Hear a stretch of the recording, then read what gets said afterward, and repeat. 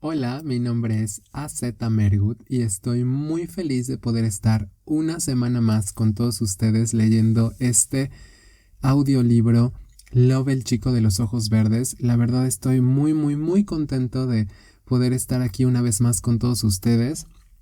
En verdad aprecio mucho a las personas que lo están leyendo, que me han dejado comentarios, que me han dicho que les ha parecido este libro.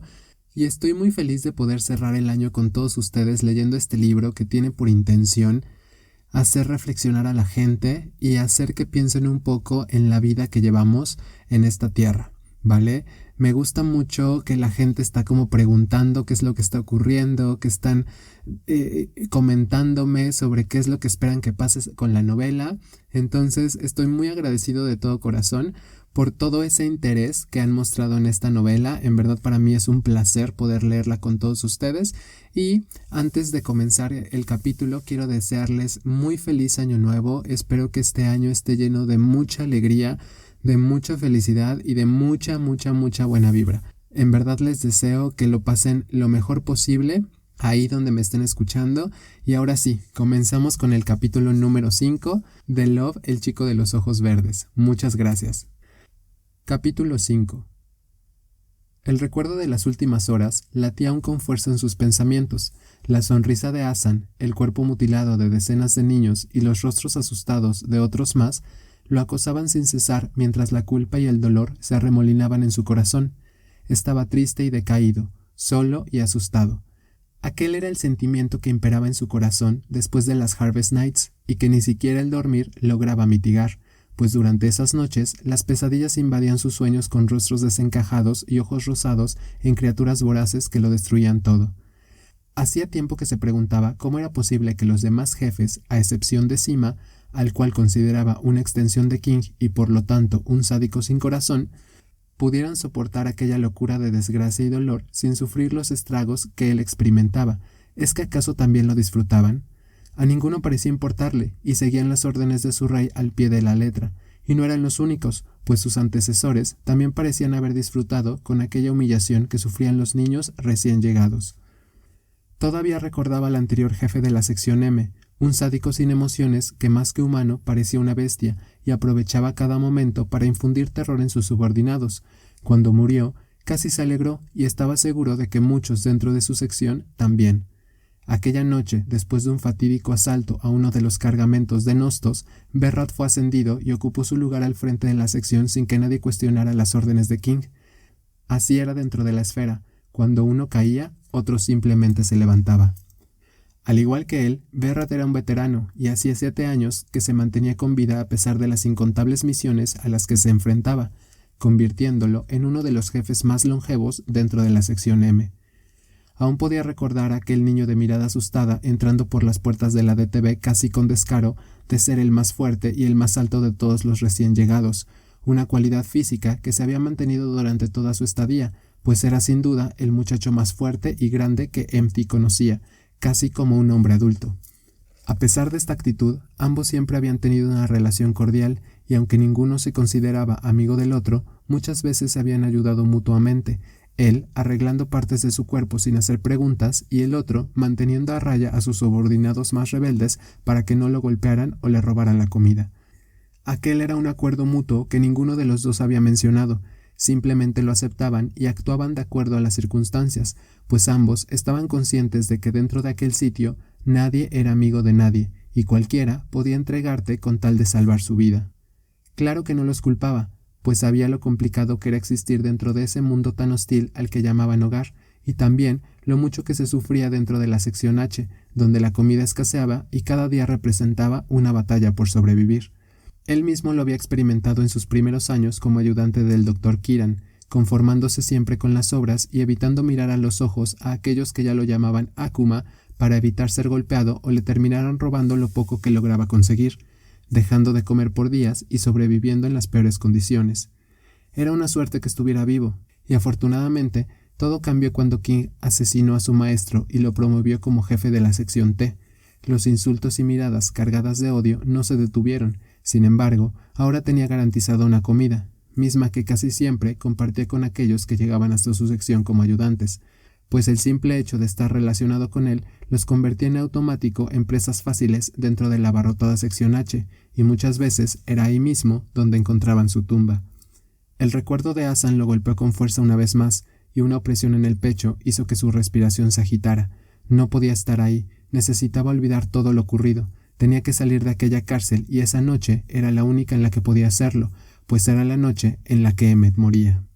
Los pasillos estaban desiertos, y el sonido de sus pasos sobre la fina capa de polvo que todo lo cubría era lo único que quebraba ese profundo silencio en que se sumía la esfera después de medianoche, y que solo se recuperaba al amanecer, cuando los colectores y distribuidores llegaban con el botín de la noche anterior. Tomó la misma desviación en el tercer nivel y un viento cálido lo envolvió con suavidad en cuanto dejó el complejo. Esperó un par de segundos y al no recibir confirmación de que su salida era registrada por Emmett, se adentró en la espesa jungla. Sabía exactamente a dónde ir. Aquel sitio en la parte más alta de la ciudad se había convertido desde hacía un par de años en su lugar favorito, y afortunadamente podía llegar en menos de una hora si se apresuraba. A pesar de que la base militar en la que vivía permanecía oculta en la densa jungla, mantenía un sistema de comunicación terrestre y marítimo perfectamente planeado, por lo que una línea férrea, ahora en desuso y perfectamente oculta, la conectaba con el sistema de transporte principal de Lumpar. El sistema de trenes de alta velocidad que recorría toda la ciudad era conocido como Tube, y era la forma más segura y rápida de viajar sin ser detectado. Una antigua estación, ahora clausurada, cercana a la base militar, era el único lugar en donde podía abordar el tren sin ser visto, y moviéndose en la oscuridad se dirigió hacia allí.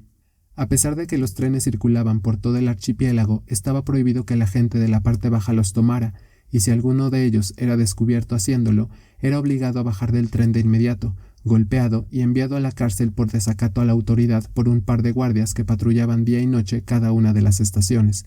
Afortunadamente, los vagones no eran la única forma de viajar, pues él, al igual que muchos de los chicos de la sección M, utilizaba la parte superior de los trenes para moverse sin ser detectados, una forma mucho más peligrosa, pero igual de efectiva, ya que la velocidad y el cambio de líneas podía ser mortal si no se saltaba en el momento adecuado en el lugar adecuado. El muchacho esperó agazapado en la oscuridad de la antigua estación. Aunque allí no había guardias de los que cuidarse, se debían hacer 2 saltos con muy poco espacio para maniobrar, y la caída podía ser mortal. El sonido silbante y hueco del tren aproximándose llegó hasta sus oídos, y entonces saltó. El viento lo hizo sentir vivo mientras dejaba que las lágrimas sanaran su alma. Era como un tónico que aliviaba el inmenso pesar que sentía y lo reconfortaba con su suave caricia. Estaba cansado, y el peso de las últimas palabras que King le dijera lo aplastaba como inmensas rocas. Tenía miedo y no sabía cómo lograría salir vivo de ese asalto. Trató de eliminar esos pensamientos y de vivir ese ínfimo instante de falsa libertad que experimentaba, el único momento en que podía recordar aquellos fragmentos de su vida pasada junto a su abuela, de la que apenas lograba recordar su rostro y lo que significaba ser feliz. Agonía. Desde que había sido secuestrado por King, su mundo se transformó y convirtió en una eterna pesadilla de la que le era imposible despertar. Si bien su anterior vida no era la mejor, extrañaba el hecho de no sentirse asustado todo el tiempo, ni de vivir en una constante ansiedad causada por un sádico sin emociones. Aquel terror que le infundía el rey del submundo lo había vuelto retraído y aislado, poco sociable y sumido en un estado de alerta y de paranoia constante ante el miedo de morir atravesado por su espada. Aunque parecía que King le daba un trato especial y muchos dentro de la esfera también así lo veían, no se sentía protegido ni seguro, sino todo lo contrario, pues estaba consciente de que ante cualquier falla que pudiera cometer, su vida terminaría, así como había terminado la vida de su maestro. El Dr. Kiran, un genio de la biotecnología, había sido el encargado de su educación y de enseñarle todo cuanto sabía por cerca de 5 años. De él aprendió cómo fusionar células T con células humanas y crear así piezas nuevas y únicas capaces de ser implantadas en cualquier persona. Sin embargo, todo su conocimiento no le bastó para que King lo asesinara a sangre fría al descubrir que ya no podía aportar nada más y encontrar en él un sustituto perfecto. Aquel día, cuando lo encerró en la DTV presa del pánico al descubrir un virus, pensó que estaba salvando su vida. Sin embargo, después de que inventara el campo magnético para poner en suspensión dicho virus y construyera una máquina especial para deshacerse de él, se dio cuenta de su error, pues así le demostraba a King que ya no era necesario en la esfera. Aún podía ver en sus recuerdos las súplicas del doctor a través de los cristales del laboratorio, a King sonriéndole y aquel filo verdoso cortándolo por la mitad sin que pudiera hacer nada. Así había sido su ascenso a jefe de la sección T, trágico y empañado por la sangre. Esos días de cuarentena en donde King se paseaba como un león hambriento frente a su laboratorio habían sido los peores, no solo para él que debía encontrar una solución a un grave problema, sino para todos los demás habitantes del complejo, pues de igual forma todas las entradas y salidas quedaron selladas provocando un enorme desabasto en el alimento y por consiguiente la muerte de varios niños.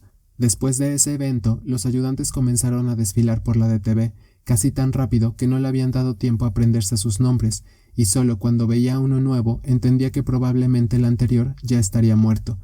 Con el tiempo aprendió a no preguntar por su paradero, pues sabía que conocer la triste verdad no le serviría de nada. Sin embargo, cada uno de ellos dejaba en él un inmenso hueco que cada día se hacía más grande, alimentando así aquel horrible demonio que habitaba en su interior, llamado miedo. El camino dio un giro brusco y un túnel que conectaba ambas partes de la ciudad apareció a la distancia. Era estrecho, y antes de entrar debía hacer un salto para evitar que la línea eléctrica lo golpeara. Después de eso, estaría en Alto Lumpar. La oscuridad dio paso a la luz en cuanto atravesaron el túnel y pudo contemplar una vez más aquella majestuosa ciudad llena de luces. El característico y dulce olor a té de jazmín por el que era conocida la parte rica impregnó el aire de inmediato, y el muchacho aspiró hondo su delicado perfume. Aquel era un faro en la noche estrellada, una ciudad rebosante de luz en un hermoso archipiélago. Aún recordaba la primera vez que la vio brillar en medio del oscuro mar proyectando su luz sobre sus aguas y lo maravillosa que le había parecido, con sus grandes y modernos edificios llenos de luz, sus incontables puentes rojos que conectaban todas las islas, sus laberínticas calles llenas de anuncios multicolor y aquel delirante olor a jazmín que lo envolvía todo con su dulce perfume. La ciudad había sido construida poco después de la gran colisión, y en sus raíces seguía latente la última tradición del viejo mundo, y con ella la última de las industrias que no habían cambiado a lo largo de miles de años y le daban a la ciudad su característico olor, la producción del té. Jamás había probado aquella exótica y singular bebida, pues solo aquellos con el dinero suficiente eran capaces de acceder a ella en los diferentes salones que pululaban por toda la ciudad, y a donde solo la gente más rica de Alto Lumpar acudía regularmente. La planta del té era una de las pocas especies botánicas que sobrevivieron a la guerra, el clima y los desastres, y que encontró un nuevo hogar en el nuevo mundo del cual Lumpar era la capital. El tren avanzó por la costa a toda velocidad y giró para tomar el puente que conectaba las dos islas de mayor tamaño y que era la frontera entre dos mundos completamente diferentes. Sabía que a partir de ese punto debía ser mucho más cuidadoso, pues la seguridad en el tren se incrementaba cruzando esa línea imaginaria, y si lo descubrían, tendría que responder a muchas preguntas. El bullicio de una ciudad que parecía nunca dormir pronto llegó hasta sus oídos. Decenas de personas de extraños vestidos y modificaciones ostentosas desfilaban por las calles alegres y úfanas, algunas presumiendo incluso a sus exóticas mascotas que debían costar tanto como una de las mansiones más grandes de la isla. La idea de caminar por esas calles se le antojaba seductora y mágica. Poder visitar las lujosas tiendas y caminar por los increíbles jardines que estaban repartidos por todas partes le pareció un hermoso sueño imposible de realizar, pues sabía que alguien como él llamaría la atención de inmediato, pues su ropa andrajosa y gris no se comparaba con la ropa de vistosos colores que todos ahí utilizaban, y aunque su cabello fuera de un hermoso color rosa pálido, desentonaría por completo. Parecía estar destinado a la marginación en ambas partes de la ciudad. El tren comenzó a disminuir la velocidad avisándole que estaba a punto de llegar a su destino. En la siguiente estación debía cambiar de tren, pues el lugar a donde se dirigía estaba en lo más alto de la isla, y solo uno de ellos llegaba hasta ahí. Saltó en la oscuridad como un pequeño felino y entonces se detuvo asustado. A lo lejos se movían como sombras en la oscuridad. Eran los colectores de la sección M que, sigilosos entre la noche, se movían por los callejones buscando a su siguiente presa. La mayoría se movía sobre los trenes, edificios, alcantarillas o por cualquier lugar oscuro que encontraran, y siempre escapando de la vista de los transeúntes o la policía que cuidaba cada rincón de la ciudad. Todos contaban con modificaciones de tipo B que les permitían tales maniobras evasivas, pues podían dar grandes saltos, colarse por lugares extremadamente estrechos, correr a gran velocidad o ver en la total oscuridad con una facilidad increíble, y casi siempre sin ser detectados. Él mismo les había realizado esas modificaciones, y sabía que aunque muchos de ellos también portaban armas, estaba prohibido usarlas salvo en casos especiales donde su vida corriera peligro, pues el riesgo de ser atrapados aumentaba si se producía una detonación, y escapar en esos casos era prácticamente imposible, por lo que todos preferían los ataques discretos y robos rápidos en puntos estratégicos de la ciudad. Una de las mejoras más útiles con las que contaban en su arsenal era una sustancia que su maestro había desarrollado y que dejaba inconsciente al instante a quien la oliera o tuviera contacto con ella, y la mayoría de los colectores la utilizaban a diario para dormir a sus víctimas, llevarlas a un lugar menos transitado y robarles cómodamente cuantas piezas pudieran. Los desgraciados despertaban al otro día aturdidos y por el miedo a ser señalados acudían de inmediato a reponer las piezas faltantes alegando una noche de juerga. Esa era la razón por la que creía que la sección M podía robar partes casi a diario sin que la policía o el gobierno intervinieran. Los chicos saltaron por los edificios y pronto se hicieron invisibles en cuanto el tren se puso en marcha. Entonces ocurrió. Una voz conocida y distante llegó con el viento, pronunciando su nombre de forma tan clara que tuvo que sostenerse del tren para no caer presa de la sorpresa. Max. Volvió a llamarlo aquella voz que otras tantas veces había escuchado sin que pudiera rastrear su origen. Buscó por todas partes, pero solo encontró una brisa fresca y salada a su alrededor. Esa no era la primera vez que la escuchaba, sin embargo, era tan clara como la primera vez que la había escuchado varios años atrás, como un susurro sobre su espalda, como una llamada de ayuda. Respiró asustado mientras buscaba en la oscuridad tratando de encontrar su origen, pero una vez más fue incapaz de hacerlo. Durante años se había preguntado si estaría loco y todo formaría parte de su imaginación, pero cada vez que volvía a escucharla tenía la seguridad de que provenía de algún punto de la ciudad y no del interior de su cabeza. Pensó en cambiar de línea y buscar su origen como otras tantas veces, pero el dolor en el pecho por la muerte de su amigo horas antes lo hizo desistir. En ese momento quería alejarse de todo, incluso de la locura que podía habitar en su interior. El tren avanzó hacia el punto más alto de la ciudad y fue como si estuviera despertando de un sueño. Su visión se nubló y todo quedó sumergido en un vapor de color verde. Trató de sostenerse del tren, pero no encontró nada bajo sus manos. La misma voz volvió a llamarlo por su nombre mientras le gritaba una advertencia, y entonces se encontró cayendo por el borde, mientras unos penetrantes ojos verdes brillaban en su cabeza. «Dime por qué estás triste, dulce estrella, y ya no brillas más. Yo buscaré un barco que me lleve hasta donde tú estás. Juntos estaremos, y con mi amor te haré brillar». El muchacho abrió los ojos confundido y con un inmenso dolor en todo el cuerpo. Estaba desorientado y la cabeza le punzaba con violencia. Intentó enfocar la mirada, pero le fue imposible. Lo único que lograba ver eran aquellos ojos verdes que le gritaban que tuviera cuidado, que todo era una trampa. Trató de buscar algo a lo que asirse, pero solo encontró hierbas bajo sus manos. Respiró por la boca con fuerza y entonces vomitó. No sabía qué le estaba pasando. Cerró los ojos y trató de controlar los espasmos que agitaban su cuerpo con violencia. Todo giraba y en su cabeza solo podía escuchar aquella voz que le advertía con fuerza. Gritó y sin poder contener toda esa locura, se dejó caer sobre la mullida hierba sin poder moverse. «Max, despierta». El frío viento de la madrugada hizo que abriera los ojos agitado. Estaba desorientado y no lograba recordar bien lo ocurrido. Miró en todas direcciones para saber en dónde se encontraba y descubrió la antena de comunicaciones de la ciudad un par de metros encima de él. De inmediato, el miedo lo invadió. Debía estar en la esfera cuanto antes. Si King lo llegaba a descubrir fuera, estaría en graves problemas. ¿Qué había pasado? ¿Por qué había perdido el conocimiento? Y sobre todo, ¿qué demonios había sido aquella advertencia que no lograba recordar? Se incorporó como pudo y corrió hacia la siguiente estación del tren sin que le importara si alguien lo veía. En ese momento, lo único que necesitaba era llegar antes que King. El ruido del tren acercándose le alivió un poco la ansiedad que iba en aumento y agradeció aquel golpe de suerte. Trepó como pudo por la estación y antes de que el tren pasara de largo, se dejó caer sobre él con un ruido sordo y pesado. Pensaba con dificultad y no tenía idea de en qué momento perdió el conocimiento. Era la primera vez que algo así le ocurría, y por más que trataba, solo recordaba manchas borrosas de color verde y un intenso mareo. El brillo del sol lo puso en alerta máxima. Ahora no podía pensar en lo sucedido, pues en solo un par de minutos King entraría por las puertas de la esfera y descubriría que no estaba ahí, y la idea de enfrentarse a uno de sus castigos le helaba la sangre. Sentía que todo el cuerpo le iba a explotar al igual que los pulmones en cuanto entró en la base militar y sin detenerse avanzó hacia el elevador que llevaba hacia el laboratorio, pero en cuanto las puertas se abrieron, se le detuvo el corazón. Frente a él, y con esa demoníaca sonrisa, estaba King. Aquellos ojos rosados brillaron en cuanto se encontraron con los suyos, y el rey del submundo esperó a que su terror surtiera el efecto deseado. ¿Paseando hasta tarde, mi pequeño Max?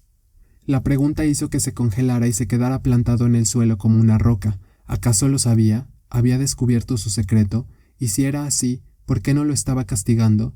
El hombre lo tomó por el cuello como si abrazara a un amigo y lo hizo entrar en el elevador mientras todo su cuerpo temblaba y trataba inútilmente de controlar su respiración.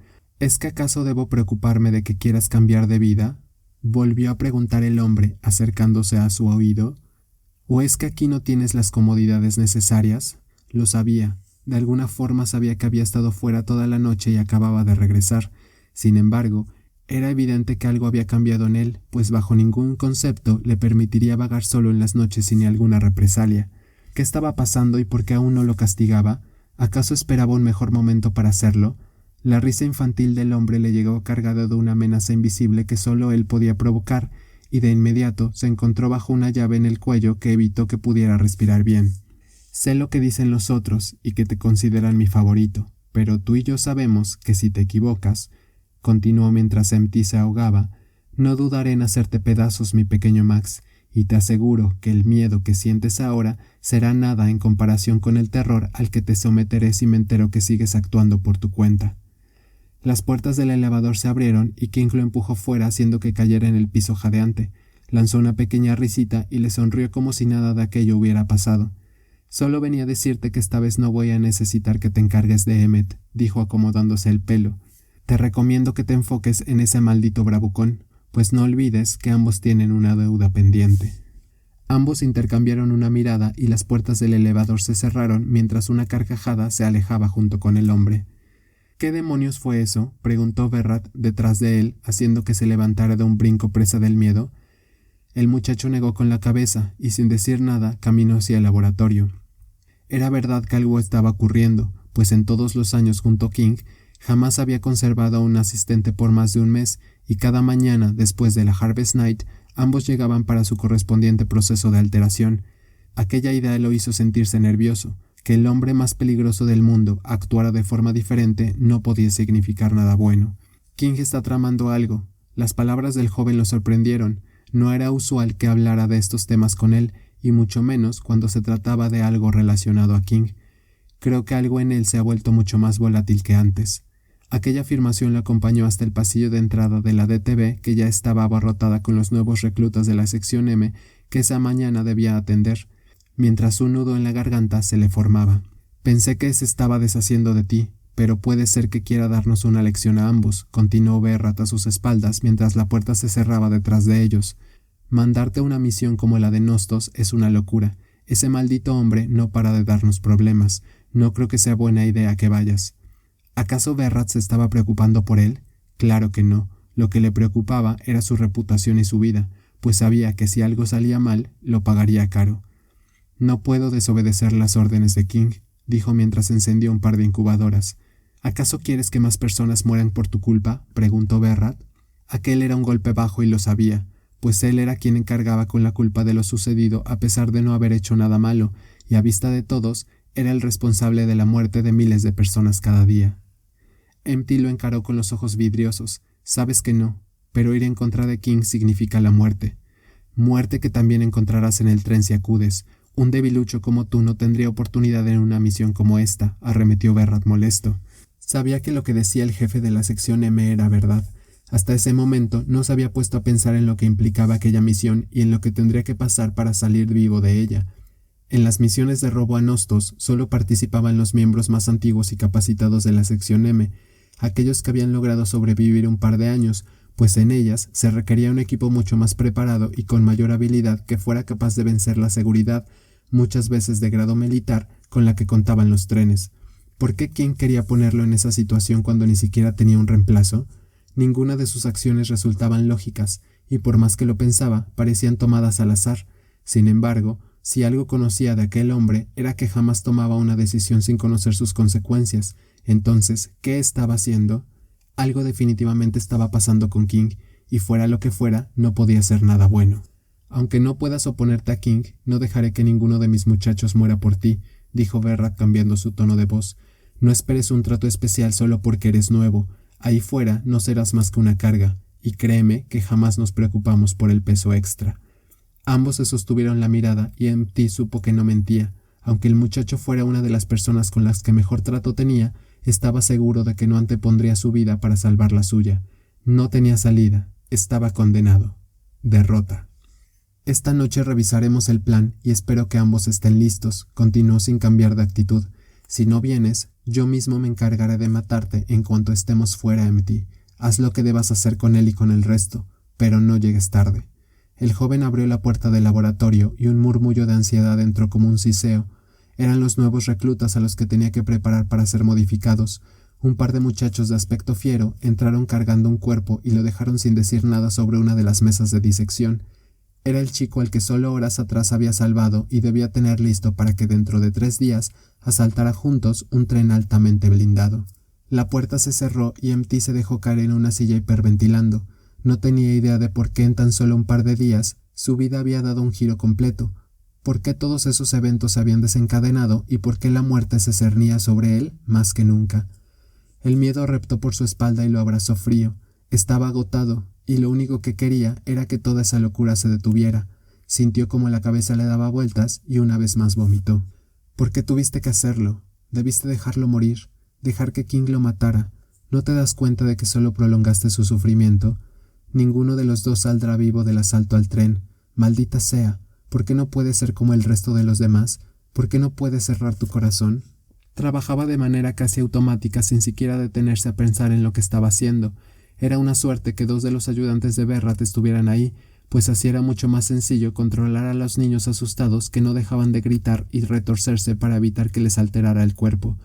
La primera parte del procedimiento era razonablemente sencilla y consistía en introducirlos en unas incubadoras de ADN durante un par de minutos para que los receptores de sus propias células se activaran y posteriormente pudieran asimilar la fusión con las células T. Después, escaneaba sus cuerpos para identificar las mejoras a las que los sometería de acuerdo a las funciones que desempeñarían dentro de la sección M y que Berrat ya se había encargado de proporcionarle, e introducía micropartículas de biometal en sus extremidades y órganos con el fin de que sus cuerpos las asimilaran y pudieran proceder después con la modificación. Aquella parte del proceso le tomaba unos 30 minutos por niño, y después de ello todos eran mandados a una zona de cuarentena por los siguientes 3 días para determinar si la asimilación era favorable o no, y avanzar con el proceso de mejora.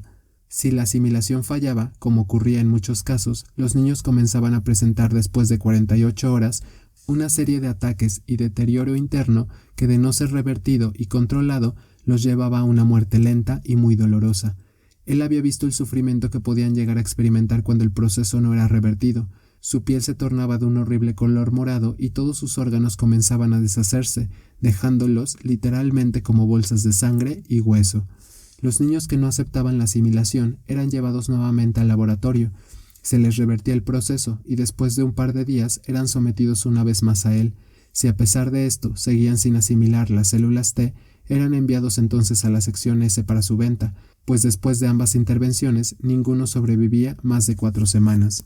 Todo el procedimiento, a pesar de ser mínimamente invasivo, dejaba a los niños en una recuperación lenta y en un estado de aletargamiento y dolor penoso de ver. MT sabía por su maestro que la edad ideal para realizar cualquier modificación era después de los 15 años, pues solo en ese momento las células estaban lo suficientemente maduras como para aceptar la asimilación con el biometal. Sin embargo, para King eso no importaba, y ver sufrir a los niños parecía no causarle ningún efecto. Lo único en lo que pensaba era en sacarles el mayor provecho posible, ya fuera como mercenarios o como objetos sexuales de desecho. El último de los niños caminó tembloroso hasta la incubadora sin poner resistencia. Sus ojos estaban vidriosos y de ellos ya había escapado la vida que en otro momento brillaba. No sabía si sobreviviría a la primera fase del tratamiento o cuánto tiempo lograría vivir dentro de la esfera si lo hacía, pero la simple idea de su muerte le aplastaba el corazón de una forma horrible, pues sabía que en ese laboratorio del que él era el responsable comenzaba el final de su vida. MT sintió como perdía fuerza. Durante años había ayudado a que más niños murieran sin hacer nada para evitarlo, y aunque sabía que era imposible detener toda esa locura, no podía dejar de compararse con King. Ambos eran iguales, ambos le arrebataban la vida a todos los que tenían contacto con ellos sin siquiera detenerse a mirar. Era un asesino. Odio. El laboratorio estaba completamente vacío, y ya todos los niños habían sido enviados al almacén en donde pasarían los siguientes 3 días. El único que quedaba era el niño al que había salvado y que reposaba sobre una mesa sin moverse. Le habían inducido un coma y por un instante pensó en qué pasaría si lo dejaba morir, pero de inmediato un inmenso terror se apoderó de él al pensar en lo que King le haría si lo descubría. No podía hacerlo, tenía que seguir las órdenes de su dueño. Un inmenso sentimiento de impotencia lo llenó mientras lanzaba varios instrumentos al piso y rompía varios cristales. Estaba harto, cansado de no poder frenar ese inmenso miedo que sentía por King y que lo obligaba a actuar contra su voluntad, agotado de vivir en aquella maldita agonía. Desde que tenía memoria, el dolor y el miedo habitaban en su corazón, y por más que buscaba una salida, no la encontraba. Desafortunadamente, estaba atado a ese hombre y a sus deseos a pesar de que lo odiaba. Empty gritó y dejó que las lágrimas corrieran libres por sus mejillas mientras limpiaban un poco la agonía en la que se encontraba. Pues bueno, ese fue el capítulo número 5. Espero que les haya gustado, espero que haya sido de su agrado, que les haya interesado y sobre todo que estén procesando cada parte de esta historia y les esté gustando tanto como a mí me gustó escribirla. En verdad, espero sus comentarios sobre este episodio, espero sus comentarios sobre este capítulo y sobre los demás capítulos. Quiero saber qué les ha parecido, quiero saber qué es lo que piensan y sobre todo cómo podría mejorar esta historia. En verdad, muchas gracias por acompañarme en estos episodios de Love, el chico de los ojos verdes. Para mí es un honor y un placer poder leerlos con todos ustedes. En verdad espero que les estén gustando. Y bueno, en este momento me despido de ustedes. Nos vemos la siguiente semana para leer el capítulo 6. Les mando un fuerte abrazo y espero de corazón que estén muy bien ahí donde me estén escuchando. Nos vemos la siguiente semana. Adiós.